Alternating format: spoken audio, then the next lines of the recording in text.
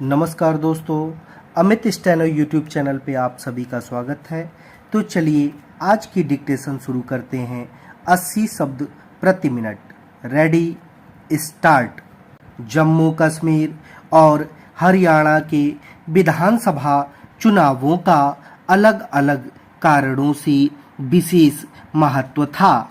जहां जम्मू कश्मीर को लेकर यह उत्सुकता थी कि हमारा यह भूभाग लोकतंत्र की कसौटी पर खरा उतरता है या नहीं, वहीं हरियाणा इस कारण सबकी निगाह में था कि लोकसभा चुनाव में भाजपा की लोकप्रियता का जो ग्राफ गिरा उसमें कोई बदलाव आता है या नहीं। जम्मू कश्मीर की जनता ने विधानसभा चुनाव के नतीजों के पहले ही यह जरूरी संदेश दे दिया था कि यहाँ लोकतंत्र ने फिर से अपनी जड़ें जमा ली हैं। देश के साथ दुनिया को यह संदेश मिल जाने के चलते बस यह जिज्ञासा रह गई थी कि सत्ता किसे हासिल होती है। चूंकि भाजपा यहाँ सभी सीटों पर चुनाव नहीं लड़ी और जम्मू संभाग की तुलना में कश्मीर घाटी में उसका प्रभाव नगण्य ही था, इसलिए इसके आसार न्यून ही थे कि वह सत्ता की प्रबल दावेदार बन जाएगी। इसके बाद भी यह उल्लेखनीय है कि जम्मू संभाग में विरोधियों पर भारी पड़ने के साथ ही उसने जम्मू कश्मीर घाटी में अपनी जनाधार की जमीन तैयार की।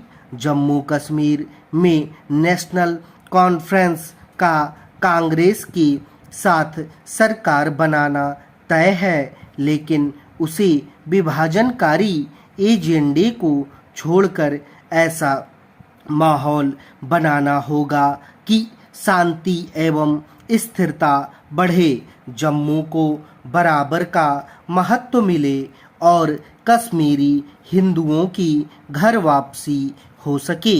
यह सब किए बिना राज्य के दर्जे की बहाली पर जोर देना सही नहीं होगा। इसमें कोई संदेह नहीं कि हरियाणा के नतीजे अप्रत्याशित रहे।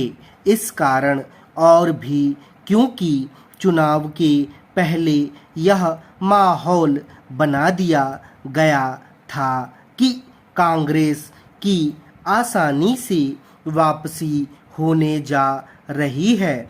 यदि ऐसा नहीं हो सका और भाजपा ने पिछली बार से अधिक सीटें लेकर रिकॉर्ड तीसरी बार सत्ता हासिल कर ली, तो इसका कारण केवल यही नहीं कि उसने अपनी रणनीति बदली, बल्कि इसलिए भी कि कांग्रेस अकारण अति आत्मविश्वास का शिकार हो गई। लगता है कि उसने यह समझ लिया था कि वह लोकसभा चुनाव की तरह दुष्प्रचार के सहारे अपने पक्ष में माहौल बना लेगी। उसे समझना चाहिए था कि काठ की हांडी बार बार नहीं चढ़ती। कांग्रेस ने एक गलती यह भी की कि उसने भूपेंद्र सिंह हुड्डा को कुछ ज़्यादा ही अधिकार संपन्न कर दिया। हैरानी नहीं कि उनके कारण ही जाट बनाम गैर जाट का मुद्दा सतह पर आया और कांग्रेस पर भारी पड़ा।